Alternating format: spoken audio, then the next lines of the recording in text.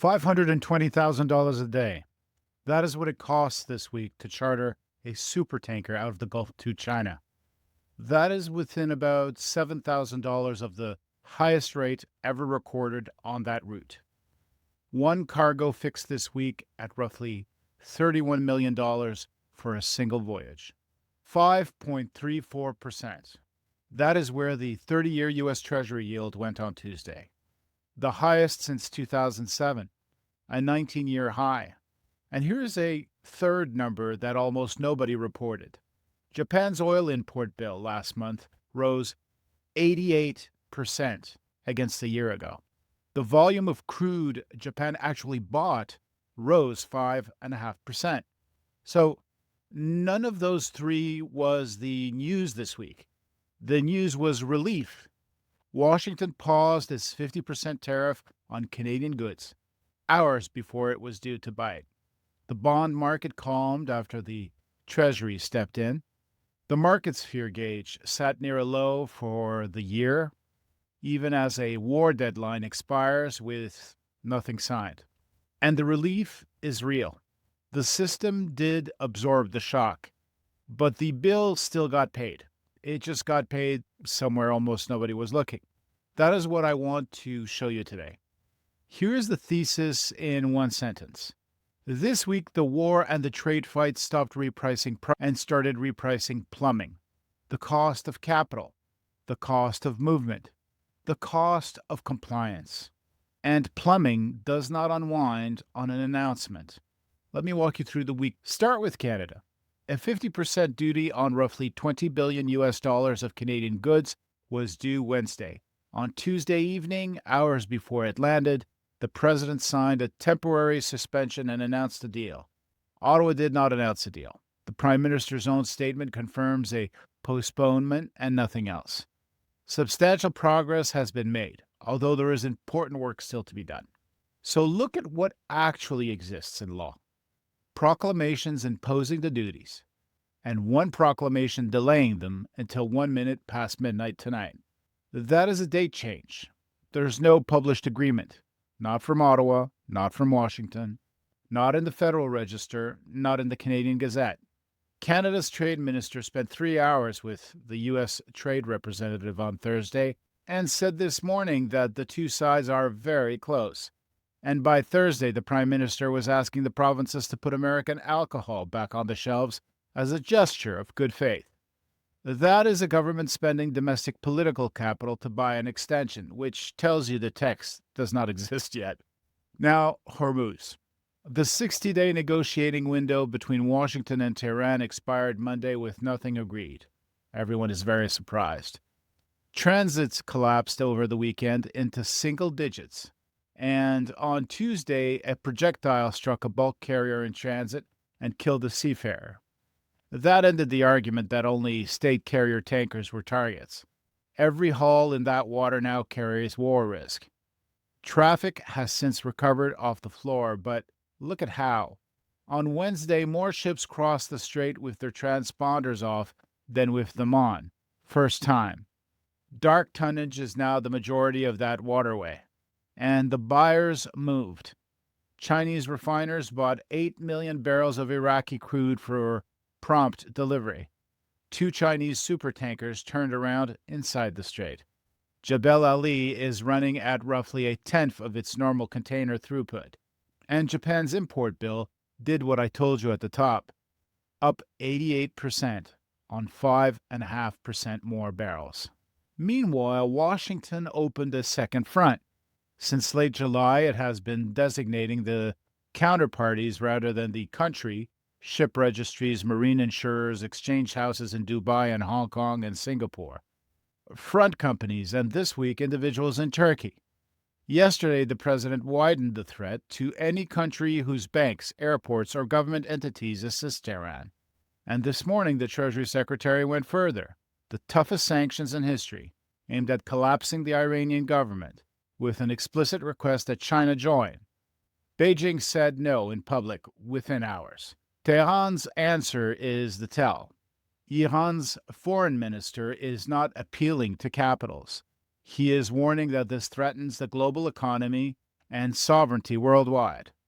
That is an argument aimed at central banks and payment systems.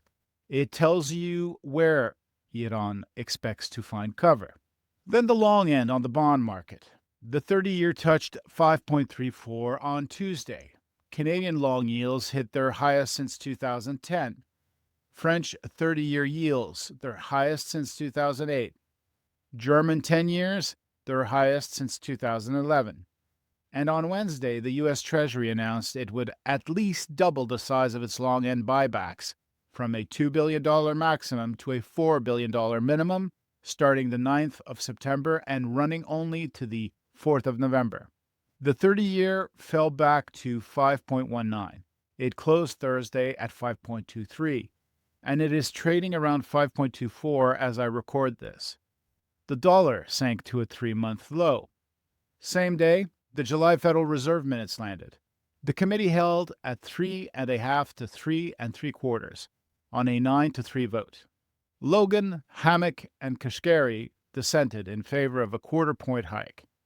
Several other participants said they favored one, and in the same 48 hours, the U.S. national debt crossed $40 trillion for the first time. That's double since 2017.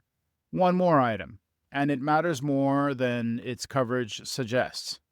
This week's joint military exercise with South Korea was cut from 10 days to 4. It ends today. The president ordered it by social media post and gave his reasons: his relationship with Kim Jong-un, the cost, and the fact that he asked Seoul for help in the Iran operation, and Seoul said no, thank you. Well, Seoul learned about it from the Post.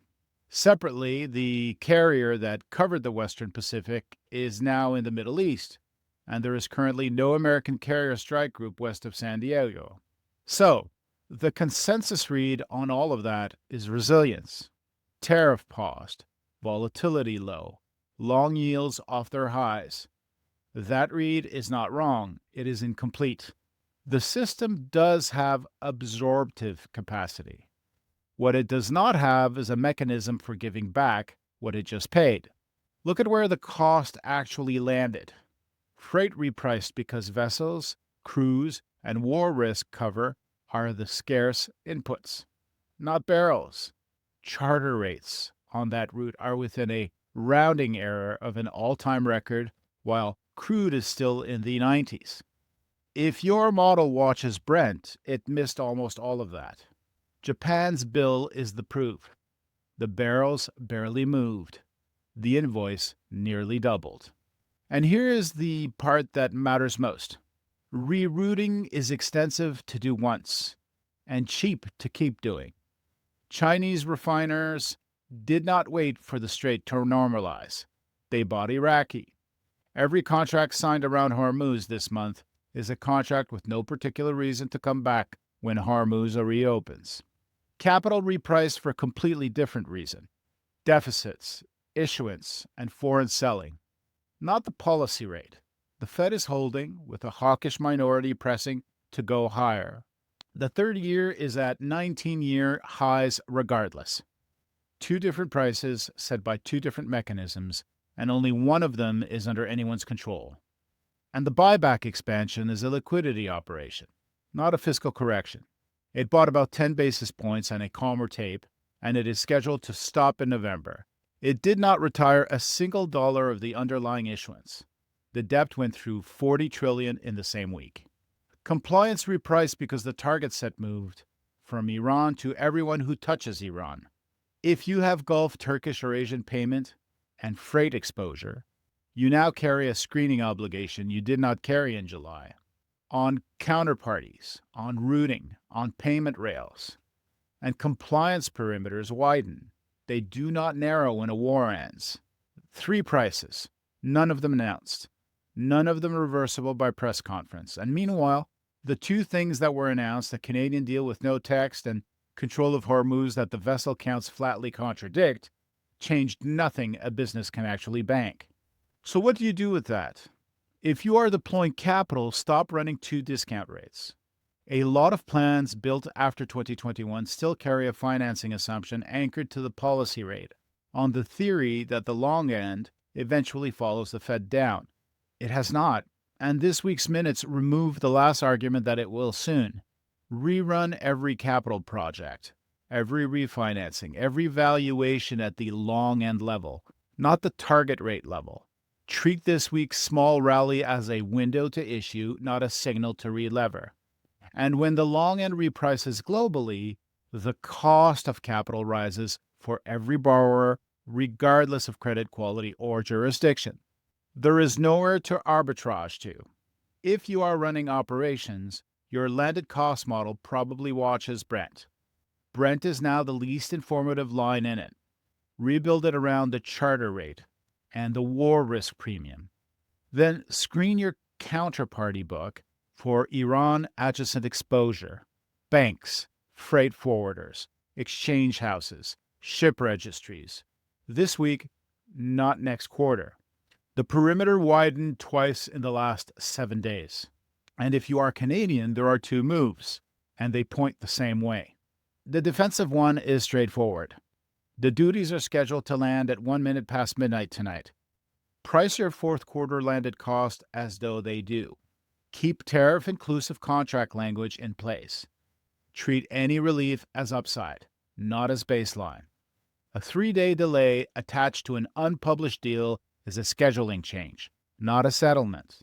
The offensive one is bigger, and almost nobody is pricing it. Yesterday, a South Korean container ship sailed out of Busan bound for Northern Europe, over the top of Russia. I want to be precise. That voyage was planned before this war. It is a Korean Arctic strategy, not a Hormuz workaround. But it sails in the same month two of the world's choke points became unreliable. And that is the point. Route reliability is being repriced everywhere at once. If Hormuz and the Red Sea stay unreliable, then Arctic governance, ice class capacity, and northern port and rail infrastructure move from a 2040s file to a live commercial question, with real sanctions complications attached, because that route needs Russian permits. Canada owns the other side of that geography. That is a positioning decision, not a shipping story, and it gets made in the next 18 months, whether or not Ottawa participates. We have watched governments manage under this kind of compound pressure before. I served in Canada's Prime Minister's office during the 2008 financial crisis, and as a Chief of Staff in the Senate during the 2020 pandemic. What our team took from both is this. The announceable variable and the governing variable are rarely the same one, and institutions under strain reach for the announceable one first, because it is the only lever that moves inside a news cycle. That is not cynicism about the people involved. It is the description of the incentive. Your job is to know which lever is which and to build on the one that is still there on Monday. Which brings me back to Seoul. An ally learning about a change to its own defense posture from a social media post is a preview.